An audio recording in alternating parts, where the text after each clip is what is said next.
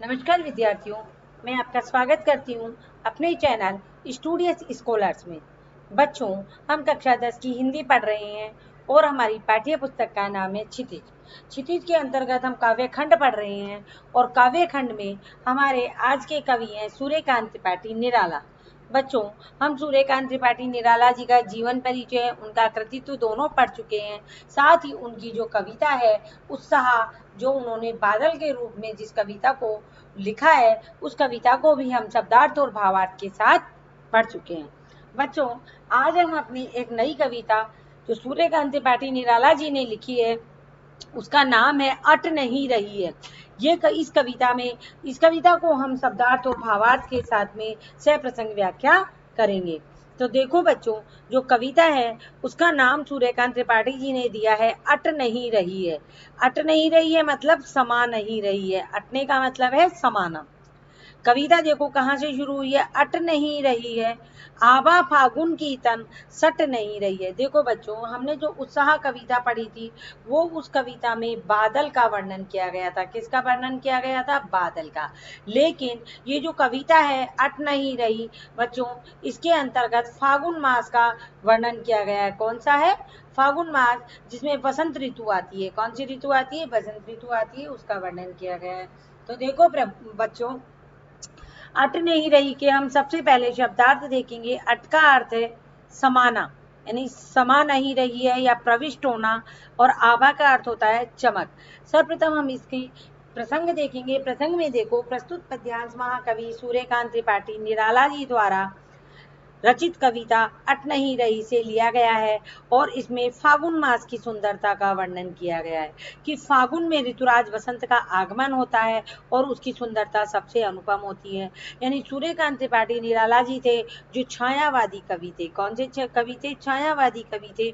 और इन्होंने छायावाद में प्रकृति का बहुत सुंदर वर्णन किया है।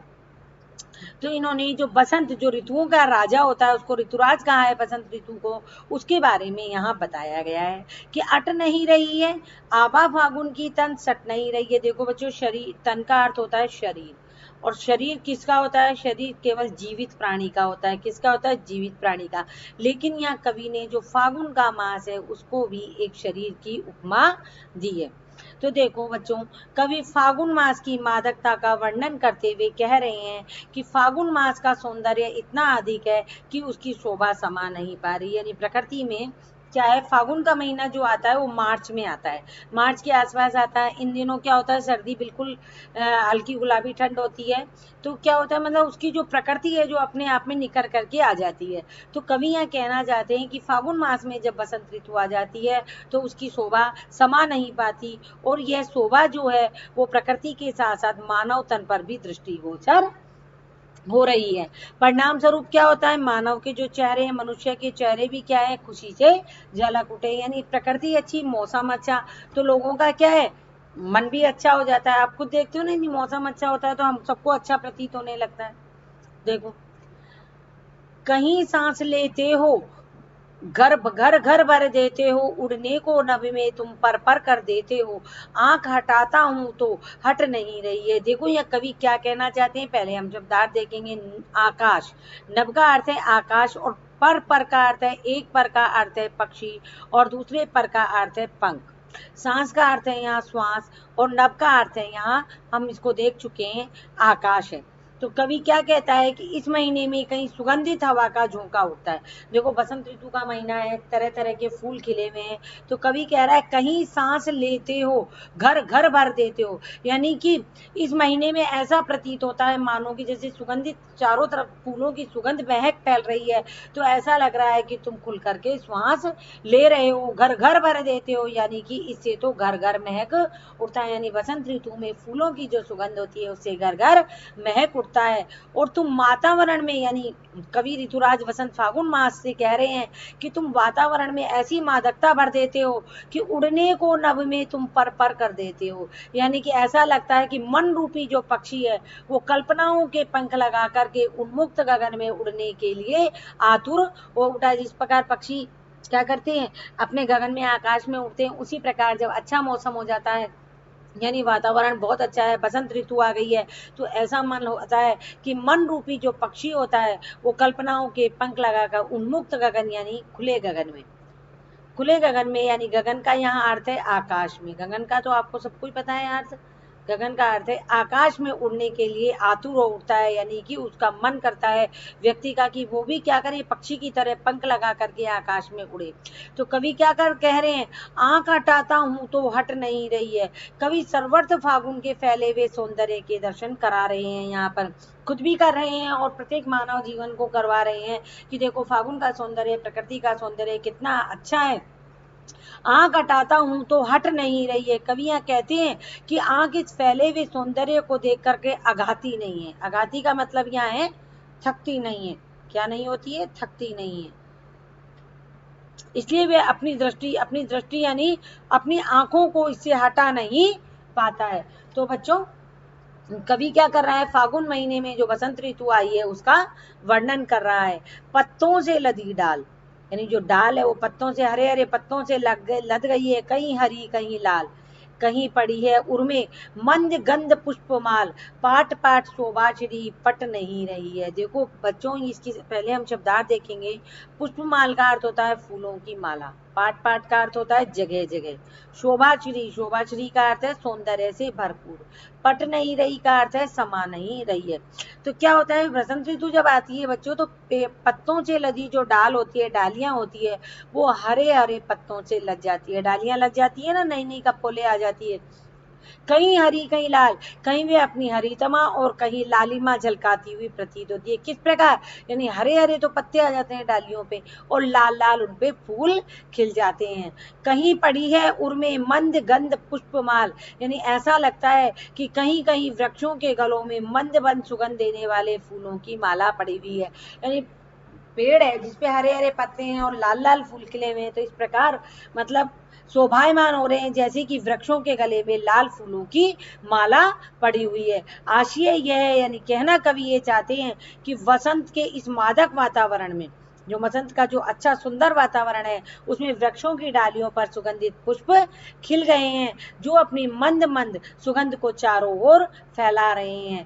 पाट पाट शोभा श्री पट नहीं रही है, यानी जगह जगह का जो सौंदर्य राशि इतनी अधिक खिल उठी है, यानी प्रकृति इतनी अधिक मनमोहक हो उठी है कि वह समा नहीं पा रही है। यानी इस वातावरण में, इस धरती पर वह प्रकृति है जो समा नहीं पा रही है और वह सब जगह यहाँ प्रकट हो रही है, यानी प्रकृति है जो सारी जगह फैल रही है।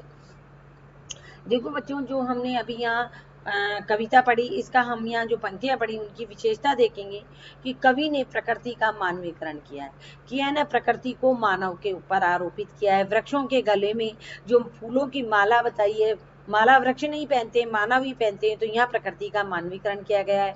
और फागुन माह की प्रकृति का अद्भुत सौंदर्य का यहाँ वर्णन किया गया है। खड़ी बोली हिंदी का प्रयोग हुआ है क्योंकि ये छायावादी कवि हैं। कौन से कवि हैं, छायावादी कवि है। आधुनिक जो काल अभी चल रहा है उसके ये छायावादी कवि हैं। अनुप्रास एवं तत्सम शब्दों का प्रयोग है। बच्चों अनुप्रास शब्दों का प्रयोग कब होता है, अनुप्रास इसलिए होता है जहां वर्णों की आवृत्ति होती है। किसकी आवृत्ति होती है, वर्णों की आवृत्ति होती है, तो इसमें कविता में वर्णों की आवृत्ति हुई है। भाषा बहुत सरल है, सहज है एवं अलंकारिक है। देखो बच्चों अब हम आगे देखते हैं इसमें, हम इसके अब बच्चों हम अभ्यास प्रश्न देखेंगे जो हमारी पाठ्य पुस्तक क्षितिज में आए हैं। किस में आए हैं, क्षितिज में आए हैं। तो बच्चों हम ये देखेंगे कि ये जो तो बच्चों अब हम इसके अभ्यास प्रश्न करेंगे जो हमारी पाठ्य पुस्तक में दिए गए। बच्चों पहले हम जो हमारी उत्साह कविता थी, पहली जो कविता थी वो उत्साह थी और वो बादल के बारे में थी। किसके बारे में थी, बादल के बारे में। तो हम पहले उस कविता को देखेंगे, उसके प्रश्न उत्तर देखेंगे कि कवि बादल से फुहार, रिमझिम या बरसने के स्थान पर गरजने के लिए क्यों कहता है। क्योंकि कवि की जो पहली कविता थी वो ओजता से भरी हुई थी, यानी उसमें ओज गुण पाया गया था। तो देखो कवियां क्या कह रहा है, कवि बादलों से फुहार, रिमझिम या बरसने के स्थान पर गरजने के लिए इसलिए कह रहा है क्योंकि गरजना क्या है, गरजना क्रांति का सूचक है। यानी वो क्या कर रहा है, वो पिछड़े वर्ग को, जो गरीब वर्ग है, जो प्रताड़ित वर्ग है, उसको यहाँ वो संबोधित कर रहा है कि तुम उठो और उठ करके अपने अधिकारों के लिए लड़ो। कवि क्या करना चाहता है? कवि शोषित और शोषक जो दो वर्ग है, तो वो शोषित वर्ग को ये कहना चाहता है कि सामाजिक जीवन में परिवर्तन लाने के लिए क्रांति की आवश्यकता है, इसलिए तुम उठो और उठ करके अपने अधिकारों के लिए लड़ो। इसलिए वो बादलों से कहता है कि बादलों तुम उमड़ घुमड़ कर आओ और बरसो, लेकिन रिमझिम या फुहार बरसने की बजाय पहले तुम जोर जोर से गरजो और गरज करके फिर तुम मूसलाधार बारिश करो।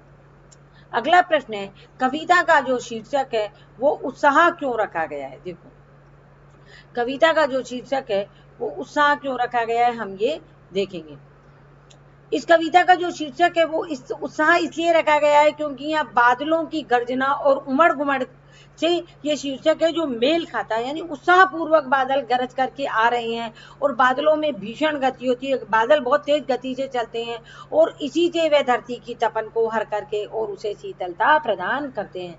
यानी बादल उमड़ घुमड़ के आते हैं और उमड़ घुमड़ कर आने के मूसलाधार बारिश करते हैं और धरती की तपन को हर लेते हैं और उसे शीतलता प्रदान करते हैं।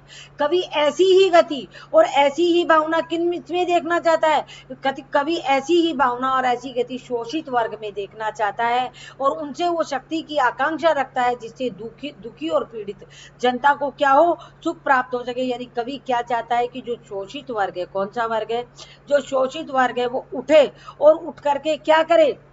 उठ करके गर्जना करे और जो शोषक वर्ग है उसके खिलाफ क्रांति करे ताकि पीड़ित जनता को सुख प्राप्त हो सके।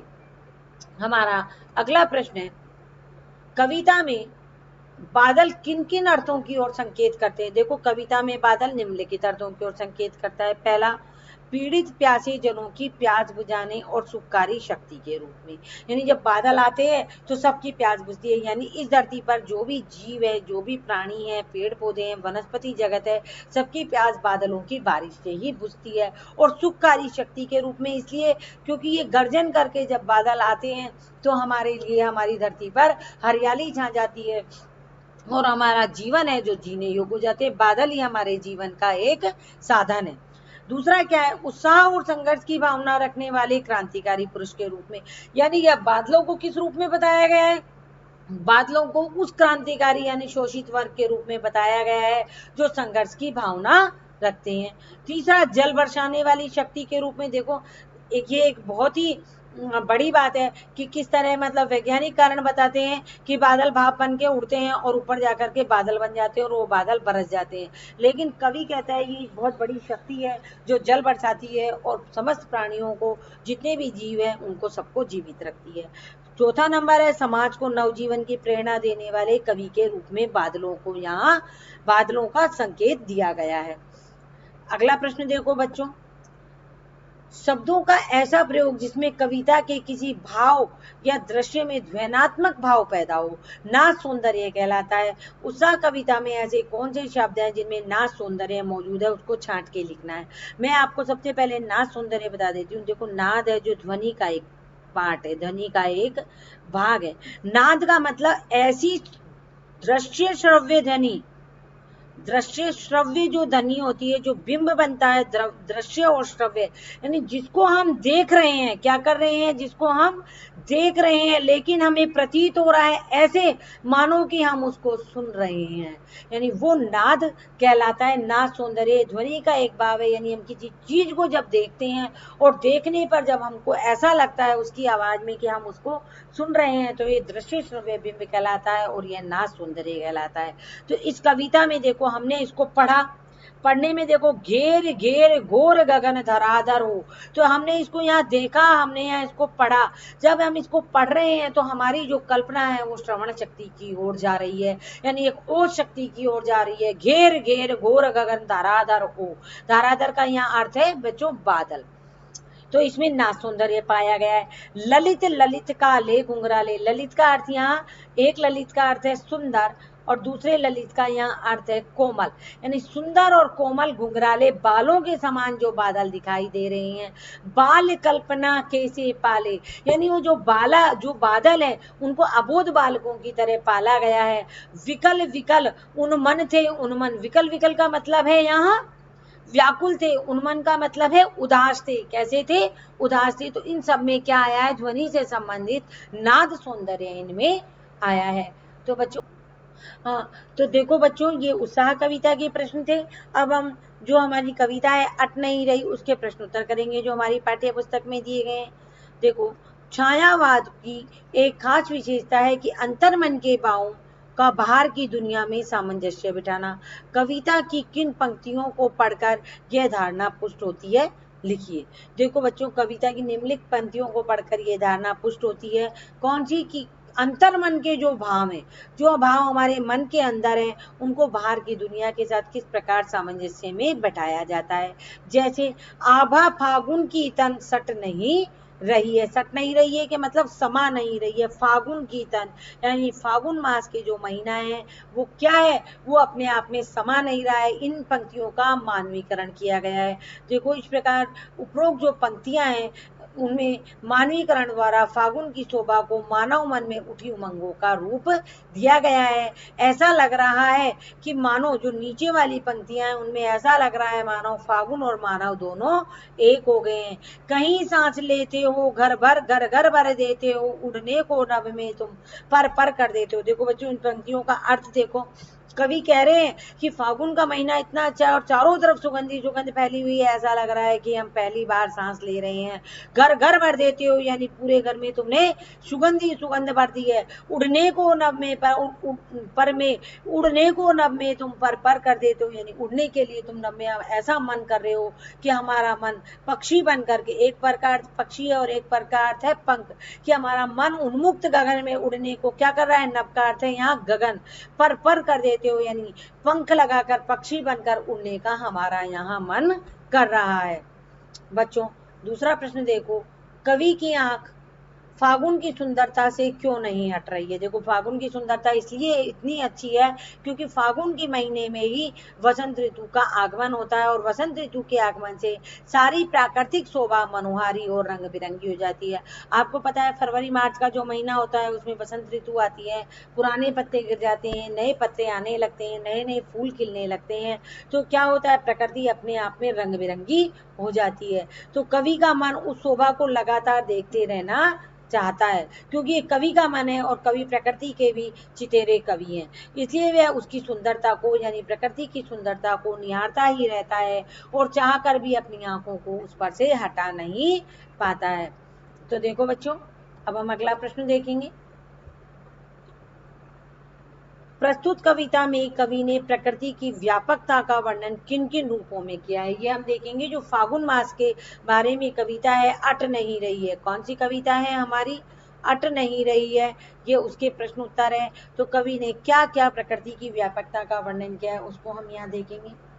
देखो बच्चों, प्रस्तुत कविता में कवि ने प्रकृति की व्यापकता का वर्णन विभिन्न रूपों में किया है यानी बहुत सारे रूपों में किया है क्योंकि जो फागुन में जो प्रकृति होती है उसकी शोभा सर्वत्र छाई हुई प्रतीत होती है। मतलब ऐसा लगता है कि प्रकृति स्वयं धरती पर उतर करके इठला रही है और वह जो कवि है वो उस इठलाती हुई जो प्रकृति है उससे हर स्थिति में प्रभावित हो रहा है। और उस प्रकृति की व्यापकता में क्या क्या है? देखो, सौंदर्यता है पेड़ पौधों में आए नव किस्लियों में यानी नए नए पत्ते जो खिल गए हैं, नई नई कपोलें जो खिल गई है, उनमें जो सौंदर्यता है खिले हुए फूलों आदि सब में वो दिखाई दे रही है। अब देखो, फूलों की सुगंध दिखाई दे रही है, मतवाली वायु के साथ प्रसारित होकर प्रकृति में ही नहीं तन मन पर भी छा रही है यानी घर घर भर देते हो, ऐसा लगता है मानो कि पहली बार श्वास ले रहे हैं और वो फूलों की सुगंध जो श्वास के साथ शरीर के अंदर जा रही है तो मन बहुत प्रसन्न हो रहा है और उसका सीधा प्रभाव सुगंध का किस पर पड़ रहा है? लोगों पर पड़ रहा है। यानी इस समय में प्रकृति बहुत आनंददायक या मनमोहक हो रही है जिससे क्या है, सभी मानव जो सब मानव के माने उमंगित हो रहे हैं। उमंगित का मतलब प्रसन्न हो रहे हैं, खुश हो रहे हैं और कवि इसके सौंदर्य से अपनी आंखें हटा नहीं पा रहा है। किसके सौंदर्य से? उस प्रकृति के सौंदर्य से कवि अपनी आंखें हटा नहीं पा रहा है और वह इसकी व्यापकता को केवल देखते रहना चाहता है। तो यहाँ कवि ने प्रकृति की व्यापकता का वर्णन किया है। प्रश्न चौथा देखो, फागुन मास में ऐसा क्या होता है जो बाकी ऋतुओं से भिन्न होता है? ऐसी कौन सी फागुन मास में ऐसी क्या भिन्नता होती है? देखो, फागुन में क्या होता है, वसंत ऋतु का प्रसार होता है। देखो बच्चों, फागुन जब महीना आता है उस मास में ना ठंड होती है ना ही गर्मी होती है, और सारा वातावरण बहुत ही मादकता से परिपूर्ण होता है, यानी चारों तरफ फूल खिले हुए रहते हैं, नई नई पत्तियां होती है, पक्षी चहचहाते रहते हैं। तो वसंत ऋतु है जो अन्य ऋतुओं से बहुत भिन्न है, और उसकी ये मादकता और सुहावनापन है जो इसे अन्य ऋतुओं से भिन्न कर देता है। फागुन मास में क्या होता है, रंग बिरंगी प्राकृतिक शोभा से चारों ओर मादकता छा जाती है। चारों ओर खिले हुए फूल बहुत सुंदर लगते हैं, और पेड़ पौधों की जो डालें होती है वो नवीनता से सुशोभित हो जाती है। नवीनता से सुशोभित होना मतलब नए नए उस पे पत्ते आ जाते हैं, कहीं वे मनोहारी फूलों से सुगठित होकर चारों ओर पवन के झोंकों के साथ अपनी सुगंध बिखेरने लगती है। यानी पेड़ों पर जब फूल आ जाते हैं और जब हवा चलती है तो हवा के झोंकों के साथ, हवा की बयार के साथ फूलों की सुगंध चारों ओर बिखरने लगती है। पक्षियों का क्या है, पक्षी तो चहचहाने लगते हैं, पक्षी तो थोड़ा ही मौसम अच्छा होते ही चहचहाने लगते हैं, लेकिन मानव का जो मन है वो भी पर होने लगता है, यानी कि पंख लगाकर आकाश में उन्मुक्त रूप से उड़ना चाहता है, यानी उमंगित होकर चहकने लगता है। मानव का मन कैसे होने लगता है, उमंगित होकर के चहकने लगता है। बच्चों, पांचवा प्रश्न देखो, इन कविताओं के आधार पर निराला के काव्य शिल्प की विशेषता लिखिए। यानी ये जो दोनों कविता है, उत्साह और अट नहीं रही, उसके आधार पे हमने देखो भाव शिल्प तो कवि का देख लिया है, यानी हमने जो इसकी कविता की जो हमने भावार्थ निकाला वो भाव शिल्प है, लेकिन अब हम उनका काव्य शिल्प देखेंगे कि उसमें कौन सा रस है, कौन सा अलंकार है, कौन सा भाषा शिल्प है, कौन सी शैली है। तो देखो, निराला की काव्य शिल्प की पहली प्रमुख विशेषता है, तो देखो बच्चों, निराला की काव्य शिल्प की जो प्रमुख विशेषता है वह है प्रकृति चित्रण के माध्यम से मन के भावों को अभिव्यक्त कर देना। यानी मन के भावों को क्या कर देना, अभिव्यक्त कर देना, प्रकृति चित्रण के माध्यम से। प्रकृति का जो चित्रण उन्होंने किया है उसके माध्यम से वो मन के भावों को अभिव्यक्त कर रहे हैं, और इन कविताओं में फागुन के सुहाने और मादक वातावरण के द्वारा मन की मौज और उमंग का चित्रण किया गया है, बहुत ही सरसता के साथ में। यानी कि जब फागुन का महीना आता है तो चारों ओर प्रकृति क्या होती है, मनमोहक हो जाती है, और उस मनमोहक प्रकृति में मनुष्य का मन क्या करता है, मौज में, यानी मौज करने को और उमंग में डूब जाता है, उसका यहाँ वर्णन किया गया है। निराला के काव्य शिल्प की दूसरी विशेषता क्या है कि प्रकृति के क्रिया व्यापार में मानव के क्रिया व्यापार को देखना। देखो बच्चों, ये इसकी एक बहुत ही महत्वपूर्ण लाइन है कि निराला का जो काव्य शिल्प है उसमें उन्होंने प्रकृति के क्रिया व्यापार में, यानी प्रकृति के जो कार्यक्रम है, जो प्रकृति के क्या है, फूलों का खिलना है, नए नए पत्तों का आना है, हवा का चलना है, पक्षियों का चहकना है, ये सब क्रिया व्यापार किस पे डाल दिए, मानव के क्रिया व्यापार पर। किस पर, क्रिया व्यापार पर। यानी मानव जो कार्य करता है उन कार्यों को उन्होंने प्रकृति के साथ जोड़ करके बताए हैं, अर्थात मानवीकरण किया है।